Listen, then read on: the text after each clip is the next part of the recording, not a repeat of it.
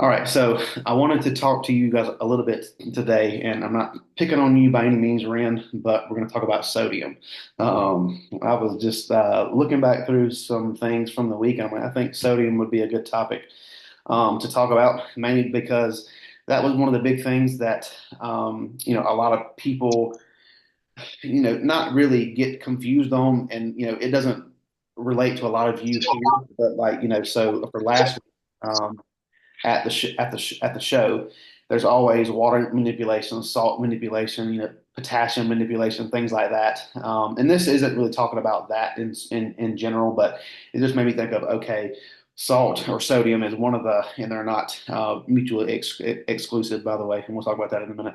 Um, it can be a confusing subject for a lot of folks. So I just kind of wanted to run a couple things through you guys, just kind of give you some info about it and why we do actually need salt in our diet. When I typed this um, lecture up several months ago, Lacey and Jarrett know about a specific program here in town, in Greenville as well too, Anderson Spartanburg, that they preach on no sodium.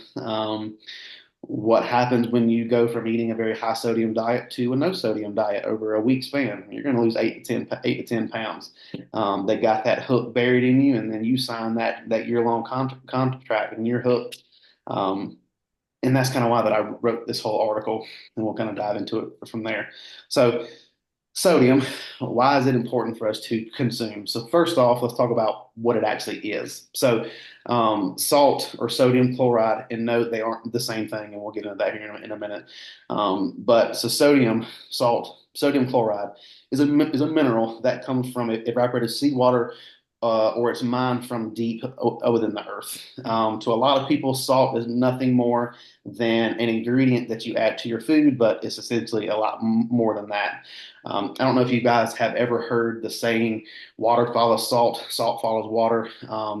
With a very low sodium diet, you're not doing yourself any favors. And same with the water. If you don't consume enough water, it has that vice versa effect to where it's not really good on any span of the spectrum in reality.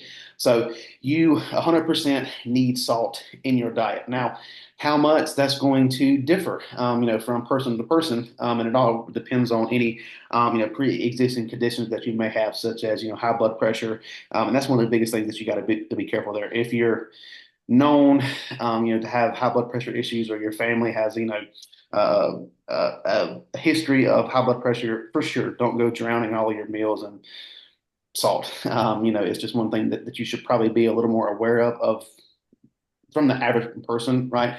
But the general recommendation, I say general lightly, this is coming from the I guess the FDA, I guess, is 2,500 milligrams a day. Now, granted, I know that none of you are out there measuring sodium, salt.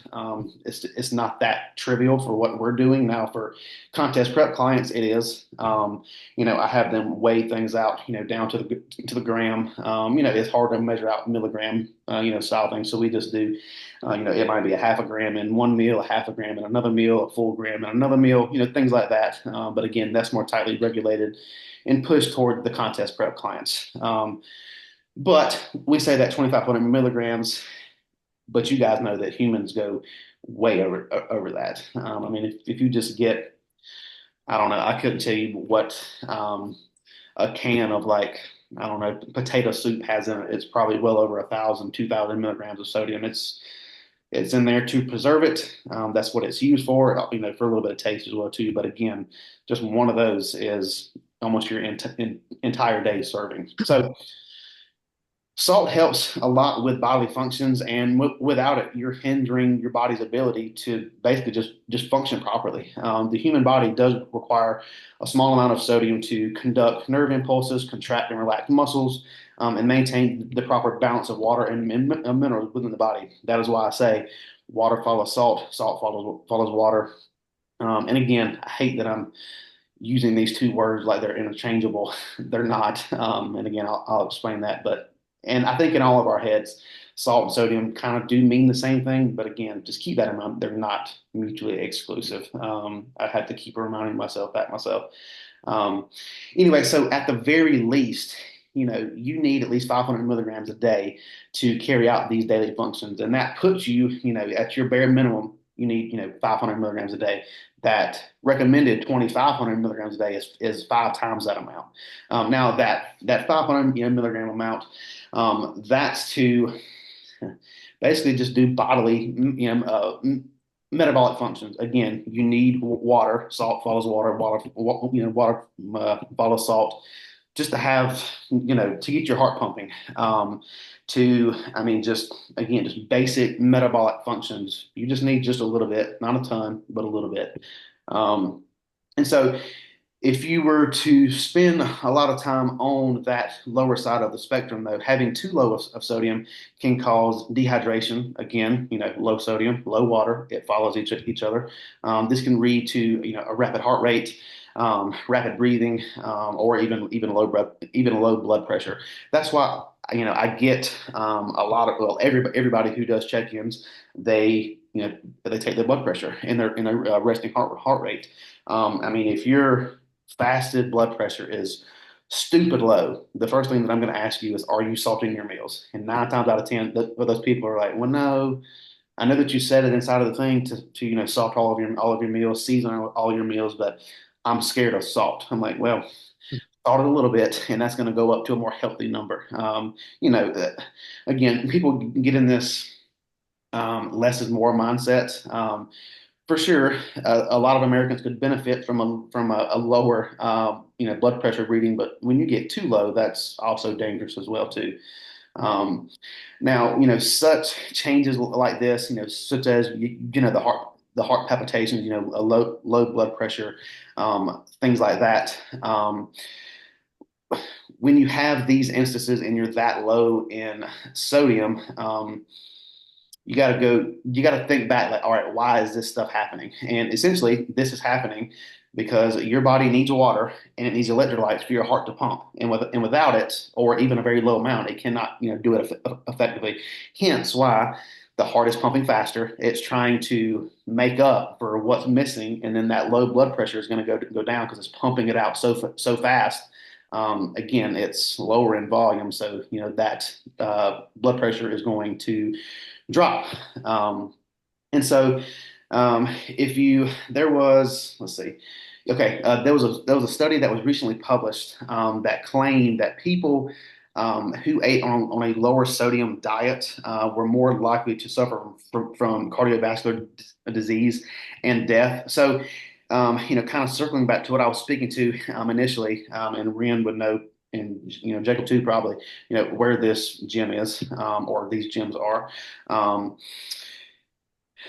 these places teach low sodium diets, no cardio, things of that nature. And to us, that's asinine, right? Like, we know that you need to do some sort of cardio. Cardio does not mean Stairmaster elliptical. Cardio could simply just mean walking, getting steps, walking around the block, things like that. So that's red flag number one.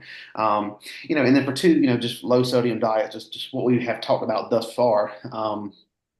It's just not the pinnacle of health of what you would want to see, from a program like that. Now, am I bashing the program? No, because I don't want to get kicked out of that gym again, because I am in good standings as of right now. So I'm not bashing them, by no means. But once you cut the salt, the water will follow. And again, water weighs what, 8.34 pounds per gallon. I think that's right.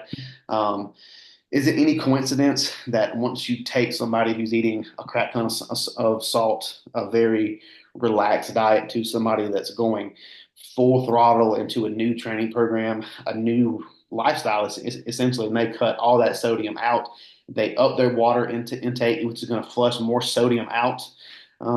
Is it any coincidence that these people tend to lose 8 to 10 pounds in the first week? And then what happens? They get all excited. They're like, "Man, I'm going to do this for a full year. Let me pay you $5,000 to $10,000. Sign the check." If this first 8 to 10 pounds is that easy, I can't wait to see what the next 6 months will hold. And then, a couple of weeks into that, that starts to backfire, and it just It's just not sustainable. I don't know about you guys, but I like salt. I don't drown all my food in salt, but it does taste a heck of a lot better. And from just knowing what I know that it's good for you. Um, Now, again, obviously, like we have talked about, there are some metrics to keep in mind. If you're bulking like I am, I'm short, as you know, 5'3", 200 something pounds. If my blood pressure gets any tremendously higher than what it is now, which is not high by no means, but still, I'm probably going to need to look at the sodium into intake. And for me, that's not really going to be the cause for what's going on. It's just this much mass on this short frame is obviously not healthy in any stretch of the imagination. But we all like our own things, right? But for everybody else, like general pop, if that blood pressure gets too high, obviously check your water intake, check your sodium intake as well too, and just see like, hey, is this fixable, or do I need to go to the doctor and get put on a medication that's not really needed, right? So now on the flip side of that coin, just like we just said, you can have too much salt, which can lead to high blood pressure, elevated cardiovascular risk, major water retention. Again, water follows salt, salt follows water. Um, so you got to be sure that if you are intaking a bunch of salt, that you need to increase your water intake. And that's kind of what I was telling Ren the other day. His body does not like salt. Well, I think Ren likes salt, but his body does not like salt. The weight fluctuations are, I'm not going to say crazy, but they're several pounds. One good way to combat this is, he knows if you have an influx in sodium that day, you probably should have an influx of water that day too, because that water is gonna flush all that back out. Now, I'm not saying if you're going from a gallon a day to go up to 4 gallons a day, because you'll probably not feel very well. I don't know what it would take to get water poisoning. I don't know of anybody personally that's had that, and that is a real thing. But if you're at 1 gallon a day and you have a humongous cheat meal and you just know that it's got a ton of salt in it, probably up your water to a gallon and a half, 2 gallons if you can stand it. Now, granted, you're going to be pissing a lot, but that's okay. Okay, you're flushing out all that extra salt just out of your system, and it's a good thing. And so, my general rule of thumb, if we're looking outside the scope of the 2,500, milligrams a day, because let's be honest, who's going to sit there and measure that? Not me. Because you got to think too, your chicken breast has natural sodium in it. Your ground turkey, your beef, anything that you're eating probably in your pantry is going to have salt, sodium in it. So you got to keep that in mind too. But general rule of thumb for me, and especially like, contest prep clients who are getting ready to make the change to where we're tightly, regulating their salt content is just 2 to 3 shakes of, from a salt shaker to each meal. Now this only pertains to whole food meal options. Now, if you have a protein shake and a bagel, then you're more than welcome to put salt in your protein shake if you want to. I'm not sure how that would taste, but granted, it's not that serious. But as long as you have salt, during the day, it's not that big a deal. Now, again, when you're looking at things like processed foods, cheat meals, things like that, just up the water, and you'll be fine.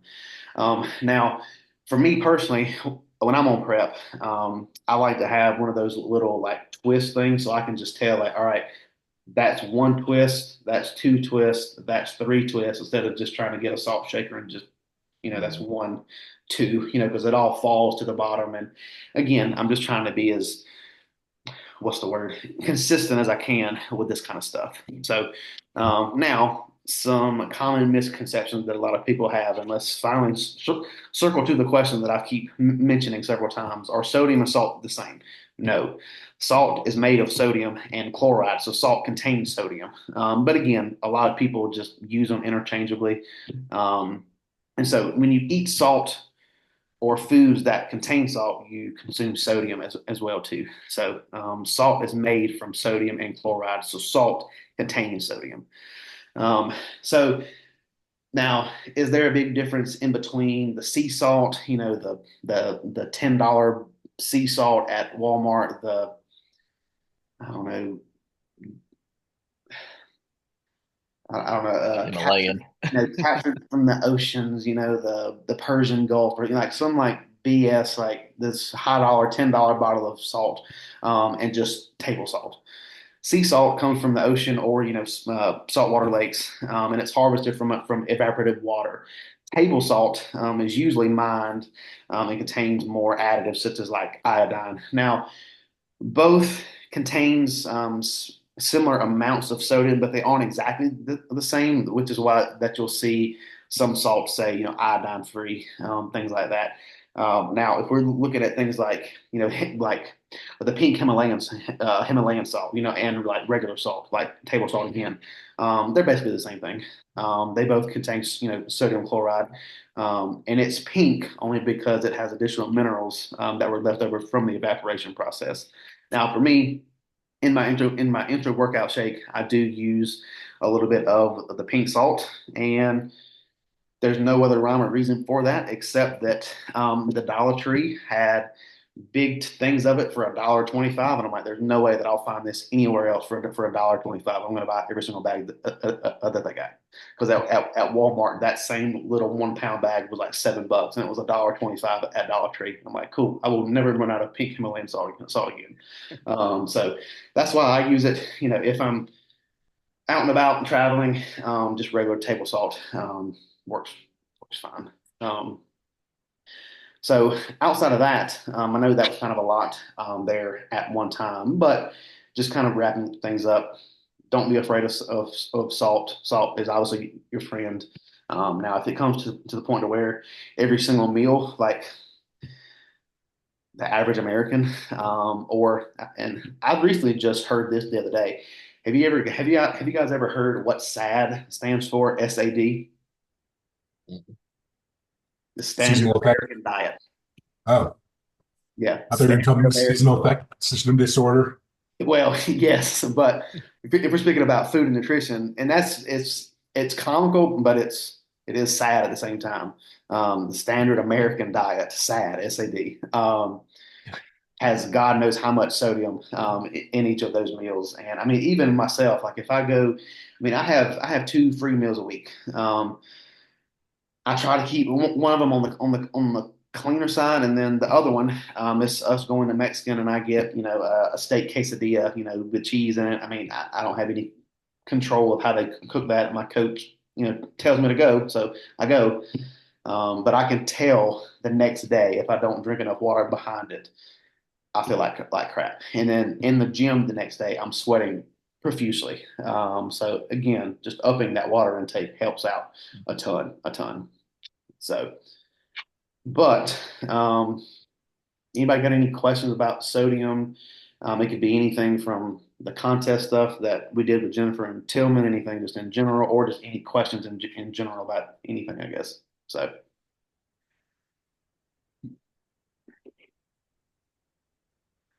I'm curious to know just um, about the bone broth thing, to be honest, yeah, that you had posted. What is that? yeah. So my coach initially turned me onto that. It's just got so many vitamins and minerals that it's healthy. I mean, it's kind of like I don't know how to say this without I don't want to come off negative, but it's just one of them things like, do you need it? No. Can it benefit you? Yeah, but like, can you get by without it? I've been getting by without it for 30 years. But Hmm. for, and I'm not going to say for how cheap it is, because one, everywhere that I've looked except Aldi is crazy expensive. Like, I think at Walmart, like Walmart's got to be in like these little jars. It's like a mason jar. They're like this big, maybe. It's like 9 or 10, but $10 for Hmm. like 2 or 3 cups of it. And I'm taking like a half a cup a day, or a little over a half a cup a day.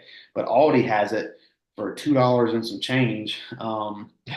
For like it's a little 4 cup, it's like a little the little cardboard like Yeah. container type, like it's got the little screw cap on top.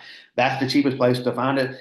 I haven't said that on my Instagram story yet because a few months ago, everybody was on this bone broth craze.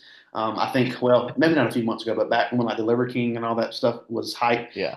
you couldn't find that stuff. Now you could find beef broth and chicken bone broth, but bone beef broth was just impossible to find, unless it was that expensive stuff that people just like, I'm not paying $9 for three morning shakes, right? Like that's almost three. That's $3 a day of just Yeah. drinking this much liquid. Like I'm not paying that. So that's why that I go to Aldi, and when I go, I buy two or three at a time and just keep stockpiling it in the pantry because again, Yeah. who's to say that somebody next week Liver King 2.0 might come out and we're drinking bone broth again and eating testicles and all this kind of crap, and people buy into it. So, you know, and it honestly tastes good. I was trying to Yeah. explain to my wife yesterday, like what it tastes like. Like I don't know how to explain it. Like it reminds me of like I guess the chicken stock, kind of at like a like a hibachi restaurant that they like, that they bring out to you. I'm pretty sure that's just like regular chicken Yeah. stock, but it tastes like that. But it's got more of a, and this is gonna sound nasty, but a meatier taste to it, I guess. But it tastes Yeah. sweet. I don't know. It's just hard to explain. Hmm. But I told a few other clients this morning because they asked about it. I said I'm going to run with it for a few more weeks because I've been off of it for a while and I finally got back on it. So I'm going to run it for a few weeks and just see how it physically makes me feel, and if it's worth people adding it in. I'm going to add it into a couple of people's plans. Kind Hmm. of let them see how they like it. Um, but again, Interesting. it's one of them things of like, I'm not going to say it's like creatine. It's like, do you need Yeah. creatine? No. Can you benefit from it? Yeah, but like, it's just one of them things. Like, it's just another supplement on on the shelf that you could take to Yeah. benefit you to make you 0.1% better, maybe. So Hmm. I don't know. It's just another one of them things, I Yeah. guess. But but yeah, yeah. I actually have a cheat meal that I'm eating today. Today's my rest day. I told Rand I had a hour and 40 minute. I don't even want to call it a massage. It was a torture session. I mean, I was getting beat into the table the entire time. So yeah, that will definitely be worth it. Getting some Yeah. eat the cheat meal, go get some steps in, drink a ton of water, walk around the neighborhood with no shirt on and a big bloated stomach. Because that's what happens to me after a decent cheat meal and a bunch of water. But oh well. So Do you like to do your cheat meals on your off days? uh, no, not really. I would like to do them if I had it my way, which I guess I could have it my way. But my coach had my check-in days on a Wednesday on a Uh, Wednesday, and I don't want to have. I like to keep those spaced out, yeah. during the week pretty well. So I like to have it Yeah. after the check-in. So typically like Wednesday night, and then I'll have another one like Saturday night. Like when the Yeah. wife can go with me or whatever. Because if I delay it another day, then I'm having one on Thursday and Saturday, and that's Yeah. that's kind of close together. And then if I have it Yeah. on a Monday or a Tuesday, then that's like pushing it too close to the actual check-in. So Mhm. um, Yeah. some days I have rest days on Wednesday, and some days they're on Thursdays. And today it just fell on a Wednesday, so it just is what it is. It'll just be Yeah. fuel for recovery for today, and then for tomorrow's workout too. So, but anyway, outside of that, anybody got anything else? Any questions? Any concerns? Anything? Well, cool deal.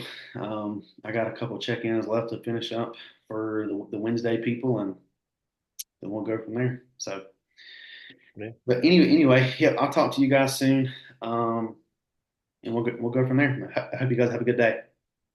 See y'all. Yeah. You too. Bye, y'all.